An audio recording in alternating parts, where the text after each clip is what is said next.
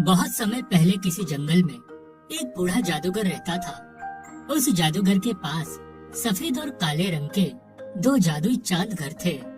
जादूगर दोनों जादुई चांद घर का इस्तेमाल करके हमेशा गरीब लोगों की मदद किया करता था।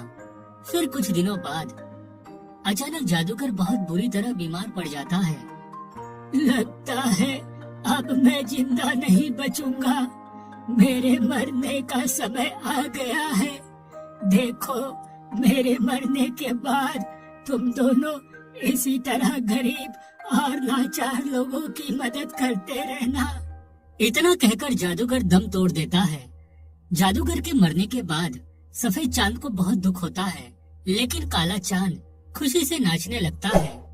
देखो, हमारे मालिक का हुक्म याद रखना। हमें हमेशा गरीब लोगों की सहायता करनी है। ये बुढ़ा मर गया, इस बात की मुझे बहुत खुशी है। आज से मैं दूसरों को परेशान करूंगा। इसमें मुझे बहुत मजा आएगा। फिर अगले दिन दो गरीब औरतें उन दोनों से मदद मांगने आती है। कल रात तेज बारिश की वजह से मेरा घर टूट गया है। मुझ पर दया करके कुछ पैसे दे दो।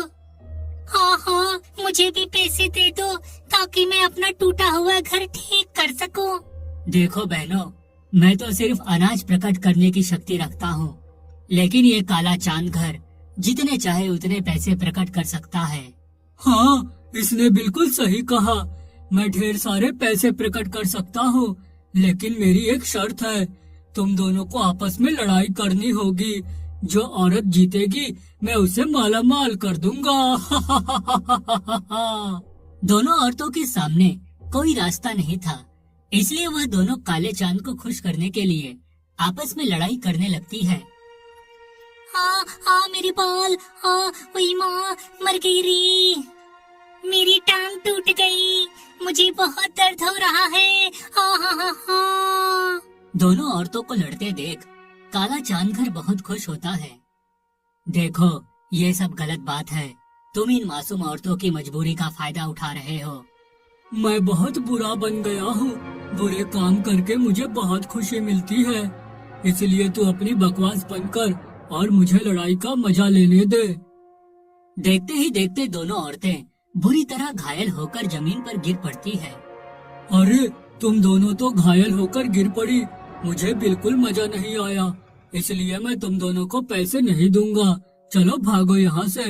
काले चांद की धोखेबाजी से दोनों औरतों को बहुत दुख होता है और वह दोनों रोते हुए वहाँ से जाने लगती है। लेकिन तभी सफेद चांद घर उन दोनों औरतों को दो अनाज की बोरियां दे देता है। फिर वे दोनों औरतें सफेद चांद घर का शुक्रिया अदा कर वहाँ से चली जाती है। इस तरह कुछ दिन बीत जाते हैं।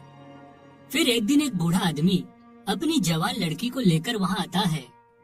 सुनो, एक दुर्घटना में मेरी बेटी का पैर बुरी तरह घायल हो गया है। मैं इसका ऑपरेशन करवा कर इसे ठीक करना चाहता हूँ, वरना इसकी शादी टूट जाएगी। दया करके मुझे पैसे दे दो। सुन बुड्ढे, अगर तुझे पैसे चाहिए तो तुझे मेरे सामने डांस करके दिखाना होगा। उसके बाद मैं तुझे पैसे दूंगा। मजबूर होकर बूढ़ा वहाँ डांस करने लगता है, लेकिन थोड़ी ही देर में थकान के मारे वह गिरकर बेहोश हो जाता है। पिताजी, उठिए पिताजी, आपको क्या हो गया? सुन लड़की, तेरे बाप को तो बिल्कुल डांस करना नहीं आता, इसलिए अब मैं तुझे पैसे नहीं दूंगा। चल अपने बाप को उठा और निकल जा यहाँ से। तुम बहुत बुरे हो, देख लेना, एक दिन तुम्हें तुम्हारे बुरे कर्मों की सजा जरूर मिलेगी। उसके बाद वह लड़की अपने पिता को उठाकर वहाँ से चली जाती है। इस तरह कुछ दिन बीत जाते हैं। फिर एक दिन जंगल के पास वाले गांव में बहुत तेज भूकंप आता है, जिस वजह से लोगों के घर टूटकर तहस नहस हो जाते हैं। वह सभी लोग मदद के लिए दोनों चांद घर के पास आते हैं। हमारी मदद करो, भूकंप की वजह से हमारा पूरा गांव बर्बाद हो गया है, हम पर दया करो। देखो, तुम सबको इस तरह रोते गिड़गिड़ाते देख मुझे बहुत मजा आ रहा है, इसलिए मैं तुम्हें पैसे नहीं दूंगा, बल्कि तुम लोगों की मजबूरी देखकर खूब हंसूंगा।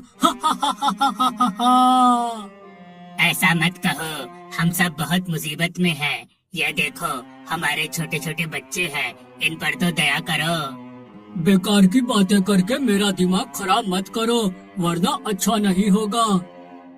ये काला चांद बहुत बुरा है, ये कभी किसी की मदद नहीं करता। तुम सब बेकार में इससे बहस मत करो। देखो, मैं तुम्हें पैसे तो नहीं दे सकता, लेकिन हाँ, ढेर सारा अनाज दे सकता हूँ, जिसकी मदद से तुम सबकी भूख शांत हो जाएगी। उसके बाद सफेद चांद घर का दरवाजा खुल जाता है और सभी गांव वाले घर के अंदर जाकर ढेर सारी अनाज की बोरियां ले लेते हैं। उसके बाद सभी गांव वाले सफेद चांद को दुआ और काले चांद को बद्दुआ देकर वहां से चले जाते हैं। देखते ही देखते कुछ दिन बीत जाते हैं। फिर एक दिन उस जंगल में तेज तूफान आता है। तूफान इतना खतरनाक था कि वह दोनों चांद अपनी जगह से लुढ़कते हुए पहाड़ की चोटी पर जा पहुंचते हैं। दोनों चांद पूरी ताकत लगाकर अपने आप को बचाने की कोशिश करने लगते हैं। तभी वहाँ से गुजर रहे कुछ गांव वालों की नजर उन पर पड़ती है। अरे वो देखो, दोनों चांद घर खाई की तरफ गिरने वाले हैं, हमें उन्हें बचाना होगा। सभी लोग उन दोनों को बचाने पहुँच जाते हैं। देखो, ये सफेद चांद घर बहुत अच्छा है, ये हमेशा दूसरों की मदद करता है, इसलिए हम सिर्फ इसे बचाएंगे। उसके बाद सभी लोग सफेद चांद घर पर रस्सी बांधकर उसे खींचते हुए पहाड़ी की चोटी से दूर ले जाते हैं। अरे तुम सबने उसे तो बचा लिया, अब मुझे भी बचाओ, वरना मैं खाई में गिर जाऊंगा। तू बहुत बुरा और दुष्ट चांद है, तूने हमेशा दूसरों की मजबूरी का फायदा उठाया है, इसलिए हम तुझे नहीं बचाने वाले। फिर सभी गांव वाले उस काले चांद को धक्का देकर खाई में गिरा देते हैं। हाय, मर गया रे, कोई बचाओ मुझे।